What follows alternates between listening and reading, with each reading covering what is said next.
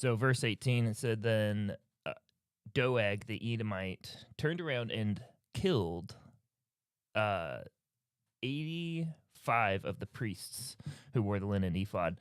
And I was just kind of thinking that both back then and now, murder stays the same, right? And the Voice of the Martyrs put out an estimate saying that more than 150,000 people die for Christ each year, and that's an average of 400 per day. But I was also thinking that God's perspective also in the face of these awful crimes doesn't change. In Psalm 116, it says, 116 verse 15, it says that precious in the sight of the Lord is the death of his saints. And so, yeah. This is Living the Faith, proclaiming Christ from creation to consummation. Hey everyone, I'm Travis. I'm Josiah. I'm Hardy. And we are going through 1 Samuel chapter 22, verses Something through something. something through something. So, Josiah, you want to give us a recap on... Oh, I wasn't prepared for that. Oh, I'll get the recap. Actually. Okay, I'll give great, the recap. thanks. Okay, so on the last chapter, it's been about a month since we've done it, we see David fleeing from Saul after Jonathan told him, yep, my father is coming after you. So he flees, and he flees to the territory of Gath under King Achish, and he becomes a madman there. And Achish is like, why you bring this madman to my, into my presence? Get him out of here. So we see from that point, we enter into chapter 22, verses 1. So Hardy, you want to take that away? David therefore departed from there and escaped to the cave of Adullam. So when his brothers and all his father's house heard it, they went down there to him. And everyone who was in distress, everyone who was in debt, everyone who was discontented, gathered to him. So he became captain over them. And there was about 400 men with him. Then David went from there to Mizpah of Moab. And he said to the king of Moab, please let my father and mother come here with you till I know what God will do for me. So he brought them before the king of Moab. And they dwelt with him all the time that David was in the stronghold. Now the prophet Gad said to David, do not stay in the stronghold, depart and go to the land of Judah. So David departed and went into the forest of Hereth. Nicely done. Yeah, that was good. So we see here, David is now running again. And where does he go, Josiah? He's just like Forrest Gump. He just runs. He just keeps running. I don't know. I don't know. Where does he go? Goes to the cave of Adullam. He sure does. He sure does. Where's that at? I have no idea. It is in The Middle East. the Middle East. Bro, that's Does it actually say where it's at? I thought it did. I think the cave of Adullam is... It's in the ground. yes. Yeah, no, for sure. I think That's where caves are, usually. I think it's like in between Gath and Bethlehem. I think it was like a middle ground. Okay. From what I was looking up. Yeah. I might be wrong. I remember reading that somewhere. But then he picks up people, hitchhikers along the way. All the hooligans. All the of hooligans. Israel. Masses up this army of 400 people, and then they're like, hey, let's go to Moab. Yeah. They go to the enemy territory, which is a fortified city, and stays there. And I think it's funny too. It's funny. I like how the wow. Wow. Okay. Alarms.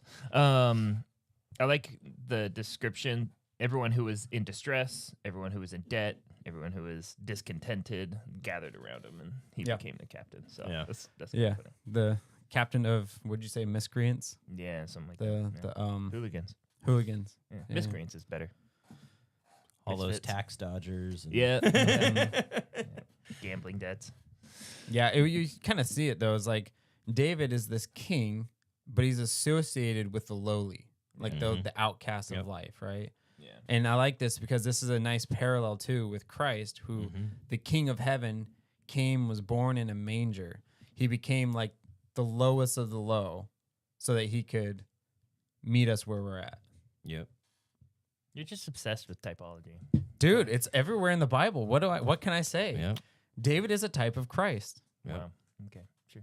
Well, yeah, and to kind of emphasize that point too, the only people that ever said anything against Christ, the thing that they said against him was, "Oh, he hangs out with tax collectors and sinners." Yeah, the miscreants he of He the eats time. with he eats with them. You Yeah. know, it's like And when he was on earth, he had riches and glory and the title of kingship, but But he people did wasn't not living see it. Yep. David had the title of kingship, but mhm. people people Oh, man. recognized it, but You didn't even know that was in the chapter, did you? You started talking and fell into place. dude, it literally just came out like boom, right there. He doesn't have a hat, but he just pulled it out of one. Yeah. Yes. Yeah. That's good. No, and that's funny because I was actually going to refer to the fact that we were talking the other day on it's important to slow down when you read the text because it's easy to kind of just fly over things when you read it. But it says right here, David is talking to the king of Moab. Please let my father and mother come here with you until I know what God will do for me. So the king of Moab, the enemy of Israel, is letting David, who is known for slaughtering thousands of Philistines, stay in the kingdom with his parents. Like Yeah. David went to had a specific request, right? Yeah. What enemy would do that? Well, he's not necessarily an enemy. Moab? Yeah, I mean, Oh, I they're- thought they they're were. relations of the Jews. Right? He was Yeah. the like their Incestual yeah, offspring. Lot's ancestral offspring produced Well- the line of Moab, right? And then Yeah. what's the other guy? Ammonite. Ammon. Abraham. Abraham, which Oh. is Lot's uncle, produced David. You know, the line of Israel. Yeah. Moab's a type of Oh boy, here we go into Of- another type. well, Moab is a type of just the world in general. Okay. Of What? sensuality. Oh. Okay. One of the things they were known for was the temple prostitutes and that sort of thing. And so every time that someone wanted to escape to Moab, it was a type of turning away from God in a crisis and turning to the world and its and what it has to offer. Mm-hmm.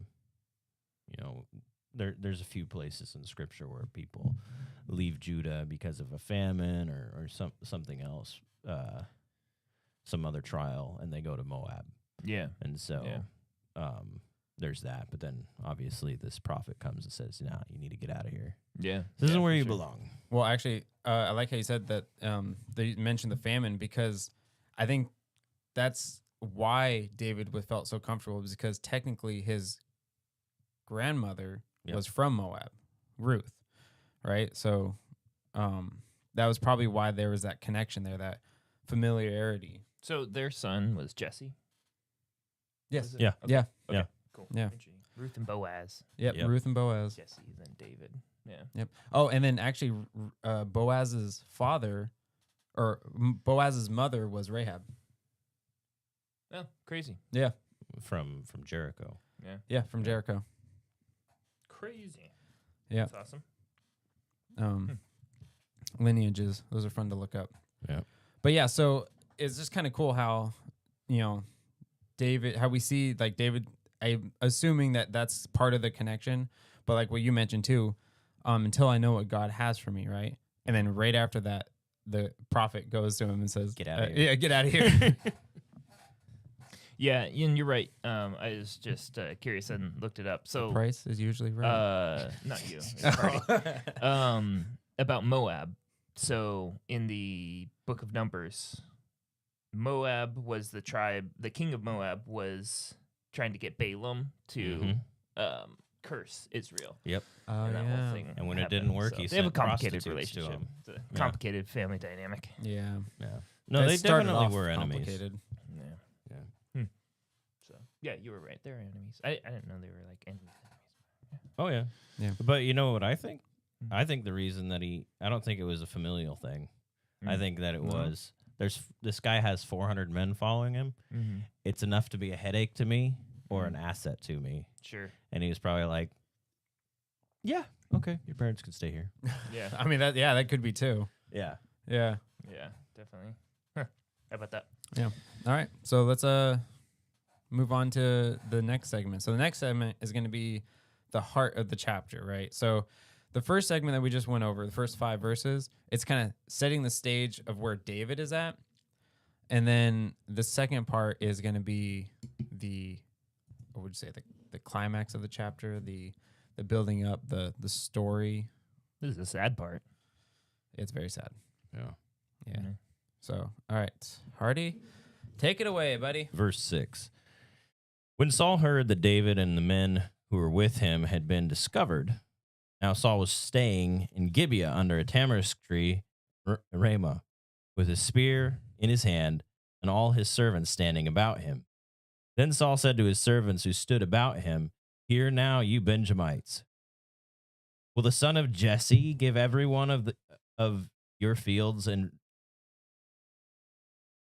every one of you fields and vineyards, and make you all captains of thousands and captains of hundreds? All of you had conspired against me. There is no one who reveals to me that my son has made a covenant with the son of Jesse. And there is not one of you who is sorry for me or reveals to me that my son has stirred up my servant against me, to lie in wait as it is this day." Then answered Doeg the Edomite, who was set over the servants of Saul, and said, "I saw the son of Jesse going to Nob, to Ahimelech the son of Ahitub. And he inquired of the Lord for him, gave him provisions, and gave him the Goliath the Philistine. So the king sent to call Ahimelech the priest, Ahitub, and all his father's house, and the priests who were in Nob. They all came, king. Saul said, "Hear now, son of Ahitub." He answered, "Here I am, my lord." Then Saul said to him, "Why have you conspired against me, you, the son of Jesse? You have given him bread and a sword, and have inquired of God for him. Rise up against me and lie in wait, as it is this day." So Ahimelech answered the king and said, "And who among your servants is as faithful as David, who is the king's son-in-law, goes at your bidding and is honorable in your house? Did I then begin to inquire of God for him? Far be it from me. Let not the king impute anything to his servant or to any in the house of my father, for your servant knew nothing of this, little or much." The king said, "You shall surely die a him, you, all your fathers." Then the king said to the guards who stood about him, "Turn and kill the priest, because that their hand also, because they knew." And he fled and did not tell it to me. But the servants of the king would not lift hands to strike the priest. The king said to Doeg, "Turn and kill." Doeg the Edomite struck the priest and killed on that day 85 men. Also, Nob, city of the priest, struck with the edge of the sword men and children, oxen, donkeys, the edge of the sword. Now one of the sons of Ahitub, one of the sons of Ahimelech, son of Ahitub, Abiathar, escaped after. I'm sorry. Apparently, unbeknownst to me, I had the wrong translation. Okay, What so did you you have? also on New American Standard again. Apparently, We're reading out I of the don't know New how King that James. happens. And well, because it's Okay, well, sorry everybody. It's the same story. It's just different translation. It's okay. I Slightly- like the use of slightly different, different. words Yeah. or Yeah. different translations to kind of compare. We here on Living the Faith read from a few different translations. Multiple, actually. Apparently, Hardy is King James only, though. I grew up with the NIV. Oh, whatever. Okay, James only. New King James only. Okay. Yeah, that's a sad portion. It is. Yeah. Yeah, it's pretty messed up. It Saul's gone. How about How about? the effect of what David did when he was over there in Nob? Did you leave off on verse 19? He finished it. I All the way down. finished it at 20. So Oh, What? 20. I'll start. No. That's perfect, actually. again. That's So, perfect. Yeah. Because I actually have something to read. Oh, okay. So we're gonna like kind of jump back and forth on this, but I do want to read that David actually wrote a psalm for this event. I'm not gonna do it. I just thought it was interesting because I just pulled that up and so.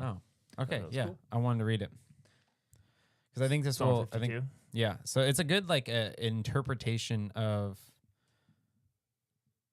how the Bible interprets the Bible. So this is obviously God written through David, expressing his frustration and seeing it in light of like through God. Do you want to pull it up on the screen?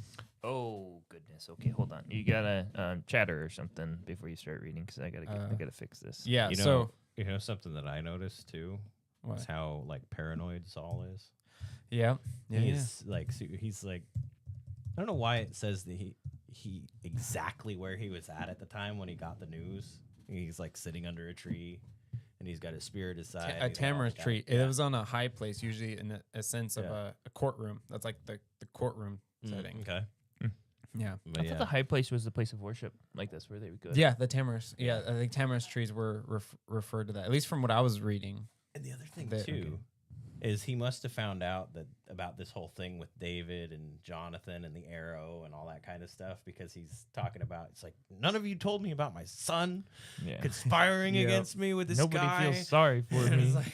it's like everybody, y'all are out to get me. It's Poor like, me. What did he offer you? Did he offer you commissions or something? Gonna make you captains over these? Anyway. Yeah. He's getting all paranoid, Yeah. working himself up. But we know that he's not under the influence of. He's under the influence of a demon, Yeah. and he didn't have David to play his I know. harp anymore to Yeah. soothe him. All right, I'm ready. Go All ahead. right, go Travis. for it. Okay, so this is Psalm 52, and it starts off with this: to the chief musician, a compilation of David when Doeg the Edomite went and told Saul, and Saul said to him, "David has gone to the house of Ahimelech. Why do you boast in evil, O mighty man? The goodness of God endures continually. Your tongue devises destruction, like a sharp razor working deceitfully. You love evil more than good, lying rather than speaking righteousness. You love all devouring words. You deceitful tongue. God shall likewise destroy you forever. He shall take you away and pluck you out of your dwelling place and uproot you from the land of the living.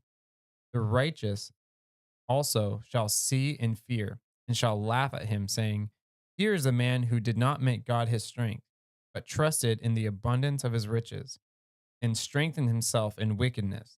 But I am like a green olive tree in the house of God. I trust in the mercy of God forever. I will praise you forever because you have done it. In the presence of your saints, I will wait on your name, for it is good. Wow, that's good. So, in this chapter, there's a lot of things happening. Let me go back to it. And I like how David's viewpoint on it is when he sees this destruction, he sees how, Doeg is going after the kind of like ratting him out.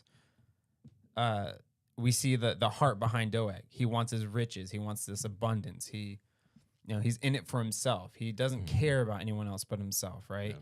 And that's why I think in the passage too that Doeg is mentioned as one of the high servants of Saul. They have the same mindset, they have the same goals. And that's why when the men would not kill the priest, they feared God more than Saul. But Doeg didn't. Doeg was like, all right, let's go, right? Yeah. He was an enemy of the Israelites, so he didn't care. Yep. Yeah, Saul's chief right hand man was his chief yes man, basically. Yep. Yeah. Yeah. He's like, who's the biggest yes man? And, Yep. all right, Yeah. you're promoted. Pretty much. Yeah. And it all it was is just to stroke his ego, to build up his arrogance, and to lift his pride up on high. Yeah, Yep. that's really good. So anyway, you had a note there. Okay, so Verse 18. I'm going to do a little bit of reading, couple quotes, and then passage. So one thing I was thinking, has to do with martyrdom and, the Christian saints and saints throughout, even before the time of Christ, in the time of the Old Testament. And all of these men lived by faith, right? And faithful men, who followed the Lord and to their own peril a lot of the time. And so, if you want to read at some point, I won't pull it up because I had it right here. But anyway, it's just Hebrews 11. It's a long chapter of the Hall of Faith is kind of what it's called. But I was just kind of thinking about how like faith is a double-edged sword. No pun intended. But how, as you're reading through the Hall of Faith, there's all of these like wonderful, like awesome examples, like Joshua, by faith, the walls of Jericho fell, and, by faith they crossed the Red Sea and, did all these mighty works and wonders and stuff like that.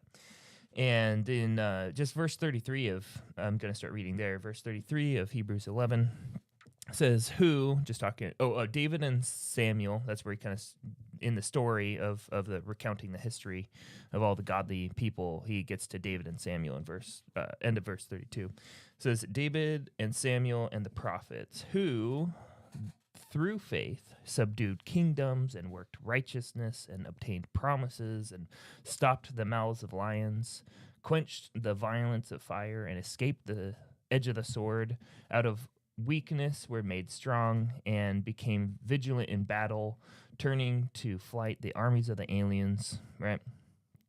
Verse 35, women received not foreigners, well, aliens, okay. Yeah, sure, foreigners. Sure. Yeah, Right. You battled off those aliens. Just to let you know, we don't need any weird theologies coming off of this. Yeah. Old term. And then verse 35, women received their dead back to life again. Okay, now pause right there. And this is why I say faith is a double-edged sword, because those are all really cool things that I just read. And you're like, wow, that's really amazing. And then it changes. And by faith, right, others were tormented, not accepting deliverance, that they might obtain a better resurrection.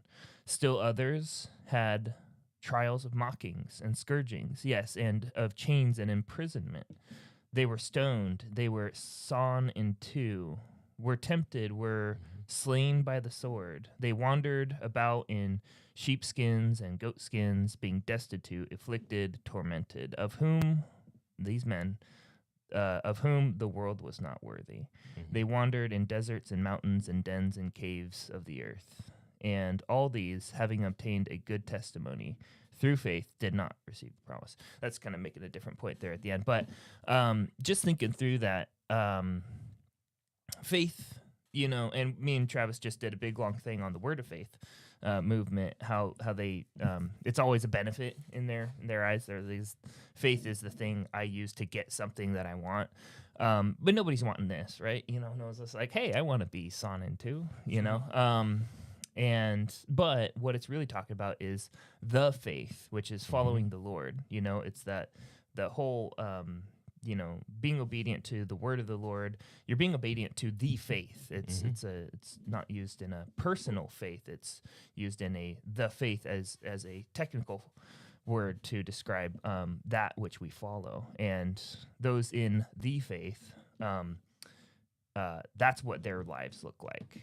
All the good things and all the tough and hard things, There was a quote by Dr. Criswell that I thought was really good. He was preaching a sermon on martyrdom, and he said, sometimes it is most difficult to follow the story of the true New Testament church because it has been drowned in blood, in persecution, in flame and wood, in fire and stone. The same hand that carried the sword to smite God's people also carried the torch to burn their books. When he's making that point about history, it's sometimes hard to follow through all the persecutions. You're like, what happened? Because all we know is, well, they're dead, and all their books got burnt too. Many of these Christian authors were turned to ashes by the very flames of their own literature that they wrote. But out of the ashes and out of the blood, there ever rose a witnessing church in a godless, pagan, and heathenistic world. Somehow it has in... Wait, what? Oh, sorry. Somehow it has in it the living Spirit of God. And through... my eyes are bad. Sorry, this small font. What is that? Disseminated? Is that was it? Decimated. Oh, okay, thanks. And through decimated and though decimated and destroyed, sorry about that. And though decimated and destroyed in this place or in this area, it rises from the ruins and to shine and glorify God. It's basically just talking about how the testimony of what they endured and the things that they went through, namely death, just shines forth to glorify God. Even though we may not know all the details, a lot of the literature that, you and I have no idea about, 1800 years ago, what was going on, and the Christians who were being put to death. But we do know of the glory of that martyrdom, and the beauty of that. Randy Alcorn had one where Randy Alcorn's a really awesome author and pastor. But he named that quote by the Voice of the Martyrs, that statistic that says, Voice of the Martyrs estimates that 150,000 people die for Christ each year, an average of more than 400 per day. This modern statistic is often used in sermons to remind believers that martyrdom is not just ancient history, but is a real and present reality. Mm-hmm. And then that one verse in Psalm 116, I deleted it. Anyway, 116 verse 15, where it says, "Precious in the sight of the Lord is the death of his saints." So, just as we get back to the text, just thinking on that, these priests were martyrs, to the Lord, and they didn't. I mean, one of them escaped. That's great, but think about that. Just one guy with a sword, because no one else was going to do it. The other servants refused. Just Doeg. Yeah. He killed 85 people, and I'm sure all of the priests could have just stood up and beat that guy to a pulp. They could have killed him. But they let it happen. Yeah, and they let the martyrdom happen to themselves. And that's the mark of a godly person who says, like, I'm not going to end your life just because you're going to end my life, Yeah. And that's at that point, as far as they knew, Saul is still the king chosen by God. Yeah. And so they weren't going to disobey God even to defend themselves. Yeah. And that's actually a character of David, as we'll see in the future too, is that he will not lay his hand on the king's anointed. Mm-hmm. Yeah. It's interesting. You mentioned Hebrews. It's like, well, right after the Hall of Faith, there's two verses in Hebrews chapter 12. First two verses, Hebrews chapter 12, 1 and 2. Therefore, we also, since we are surrounded by so great a cloud of witnesses, let us lay aside every weight and the sin which so easily ensnares us, and let us run with endurance the race set before us, looking unto Jesus, the author and finisher of our faith, who for the joy that was set before him endured the cross, despising the shame, or in spite of the shame, and has sat down at the right hand of the throne of God. And I think that's the thing, is like, that's the faith that people have. They have faith in God enough to enough to endure the hardships because they know that any passing discomfort, any passing pain isn't going to compare to the reward that awaits. Would you say that they were living the faith? Oh. Anyway. We're in the middle of like this like sad like story of all these martyrs, and you're like, they were living the faith. Ka-toom. Well, okay. To be fair, I do see America is an anomaly Yes. compared to human history. Mm-hmm. And the comfort that we're experiencing, we've grown up in it, so we think it's normal, but we're living in what we deem normal is an anomaly to history. And I don't think that we're going to be living in this dreamland much longer. Well, Prophecy. I can't guarantee like, oh, it's going to happen here and here, but given the state of how the direction of our country has gone just in the last 15 years, the persecution of the church is going to start to rise in America because ungodly people are becoming more in control and pushing their agenda against the church. And to the point where the church won't even stand up to fight against the truth because of the fear that they might die. You know, like there are people who are going around holding Gaza signs and everything like that, right? And the church, you see one person, maybe one person holding up a pro-Christian sign, but then you'll have 20 or 30 people holding up pro-Gaza, pro-Palestine, and they're aggressive, you know? So you try to gather people together and they'll be like, I don't want to do that. I don't want to get hurt. But then I reflect back on that passage. These people were sawn in two. These people were murdered. They didn't back down. They didn't put up a fight. And they stood up for the truth. They stood up for what was right, even to the point of death. But the church today won't do it. Yeah, and I just wanted to clarify what a martyr is. It just means witness, right? You know, it's what is it? Probably Latin or something. Martyr or something. I don't know. Anyway, just means witness, and that just means they were witnessing to the truth of God, right? And just like you say, like they stood for, they witnessed to the truth unto their own death. Where a lot of times we'll do the exact opposite. Like we won't speak the truth because we're afraid of death, you know. So there's a kind of a polar opposite there, you know. And it's hard, and that's, I mean, we're not the only ones who are like scared, you know. You read in the book of Acts where they had to pray for boldness, you know, to continue to proclaim the truth because they were facing persecution. And God will give the boldness, you know, in that time. And so I've heard this saying, courage is not having an absence of fear, but it's facing wait, I'm saying that wrong. Sure. Courage is not the absence of fear, but facing the fear, pretty much. Or overcoming the fear. Despite the fear. Yeah. You're going to face the opposition despite the fear that you have. That's courage, right? Yeah. But if you flee from it, what does that mean? Right. The fear has more hold of you than the boldness or courage. Yeah. So, yeah, the Christians back in the first century needed that courage because they were going to be put to death. Yep. Even Paul, multiple times, it was like, pray, or at least one time, but, you know, pray for me that I have boldness to proclaim what I ought to say. Yeah. So he needed the boldness. I'm sure he was fearful. I mean, look at the stuff he's went through. But he still did it. Yeah. Got beheaded for it. Yeah. Where did the term yellow belly come from? Hardy, where did the term yellow belly come from? Not really sure. Talk about a coward. Yeah. Ooh, yellow belly. The fluidity of language. It's interesting. You know, there's a precedent set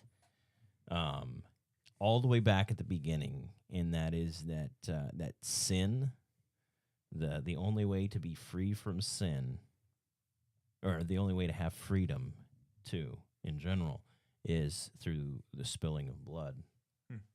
And you mentioned our nation and where it's at, and the fact of the matter is that the soul of man was set free by the spilling of Christ's blood on the cross.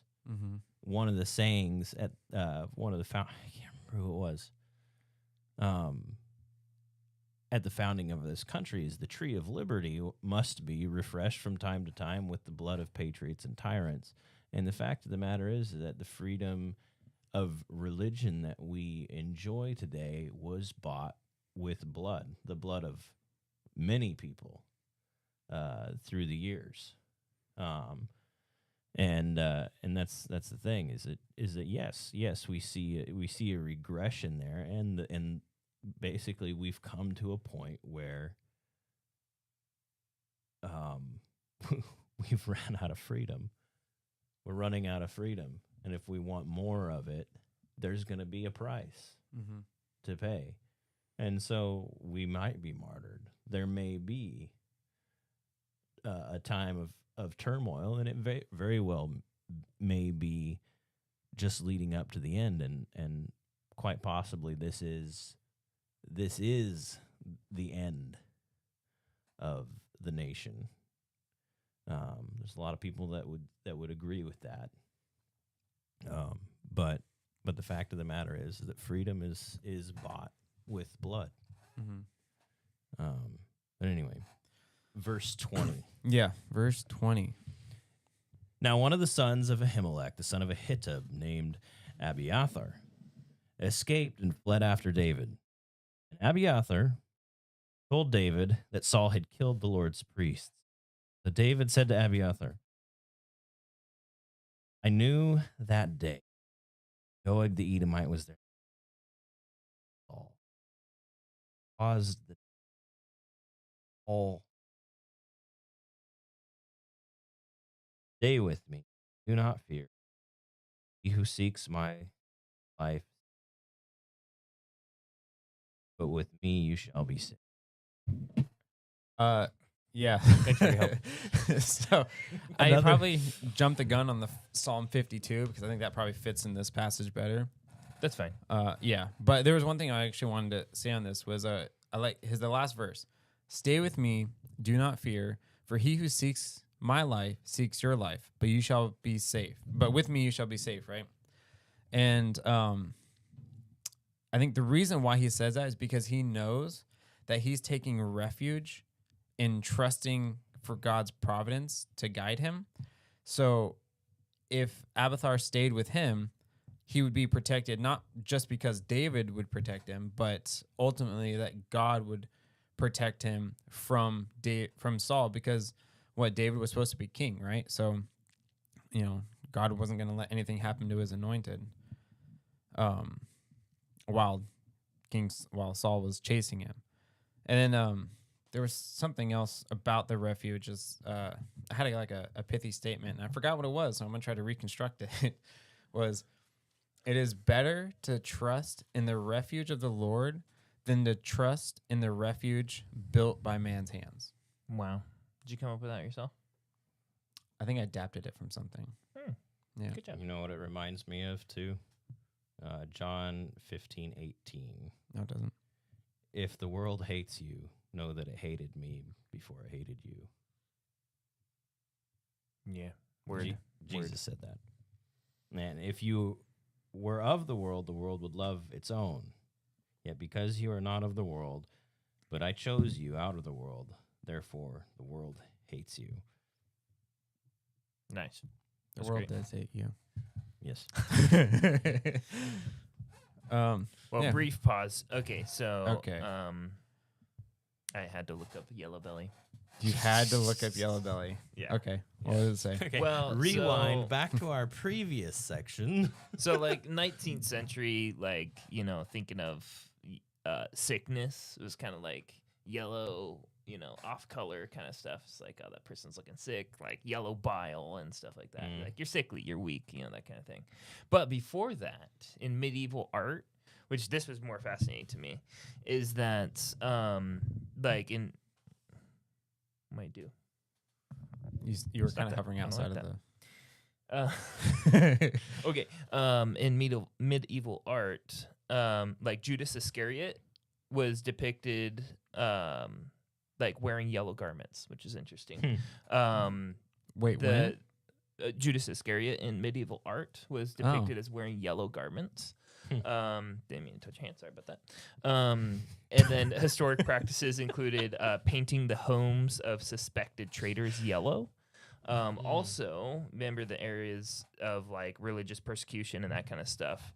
Victims of religious persecution were forced to wear yellow, and those practices, connected with like treachery, betrayal, and dishonor, made it easier to like then move later on to like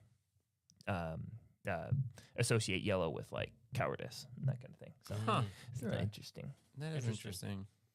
Yeah. Yeah. Back Totally. to the text, brothers. I like words. Okay. Well, how about this? You want to wrap up this last section? Oh, Did you have something else you want to say? Oh, I remember. Okay, you can go after Josiah. no. Hardy goes first. I remember that last video I mentioned how it was When kind of that. how it was kind of messed up that David didn't tell the priest what was going on. Oh, He that's a kept whole it can of secret from worms. him Right. because if he Yeah. hadn't kept it secret from him, he probably would have. They probably would have fled. Yeah. And not been caught by Saul. And David notices that right here. Yeah. Or if he just killed Because Doeg, he's like, it I wouldn't have knew happened. that guy was going to tell Saul. Mhm. And he's like, this is because of what I did. Yeah. Now it's not because of him. It's on Saul, right? But Yeah, you also right. see the heart of a leader taking responsibility. Yeah, that's true. And so Hmm. Yeah. Yeah, I think that David, as he grew older, lived with a lot of regret, and that's probably one of them. Yeah. You know? I think that's I think it's a really big regret. Yeah. And then another one in 2 Samuel. We'll get to. Yeah, we'll get to that for sure. But just thinking in the end of Samuel, it talks about how David, there's the beginning of Kings. Anyway, where it says that David, what's it called? When he died, it said that he was like, I think he's 70 or 75 years old. And it said that he was full of years. And it's just like, man, 75, like 70 is not that old, you know? He died at 70? Yeah, he died fairly I don't know, youngish. I thought he was younger. Yeah, I don't know, but I mean, 70 is not that old. No, I feel like it's an average. Yeah, but Except for I hear he a lot lived of like a super hard life. well, as they Oh, say, yeah. it's not so much the years, it's the mileage. Yeah, Yeah. exactly. Yeah. yeah, and he just got tired at the end too. Yeah. Like he just didn't care. But yeah, cool. What am I supposed to say? You asked me to say something. I don't know, just finishing thoughts. Oh, But you kind of gave one, so. yeah. I think that is it. Like the regret of knowing that his lie earlier led to that. You know. Mm. Okay, I got a question for you. In light of this chapter, Mm-hmm. for Christians today, how should they walk away after hearing this chapter and what it's about? What should they do to apply this to their lives, to walk in a manner that is pleasing to God based on this chapter? I think prepare to hold to the truth no matter the cost, even in your life. So What about you, Hardy? That's pretty good. What would you say would be like a good application for Christians today to take from this chapter?